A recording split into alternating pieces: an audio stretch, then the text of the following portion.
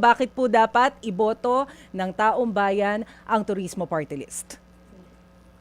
Ang sa akin is if pag binoto kami, ang pag manalo ang Turismo Party List, talagang makakatulong kami because yun nga sabi ko, kailangan natin ayusin yung mga destinations, tulungan natin mga community-based tourism. Ito yung mga bills na gusto kong ipasa because once napasa ko yun, actually I'll be very happy.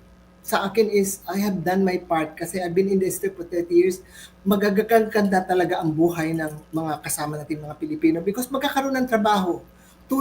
Investors will come in, makikilala tayo. So marami ang pera iikot na. Kasi remember, tourism industry, during my term, the contribution namin to the gross domestic product was 12.3%.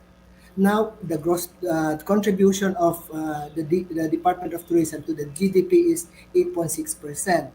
So kailangan itaas pa natin yan. Itaas natin para mas madaming pumunta sa Pilipinas. Arrivals natin tumaas din.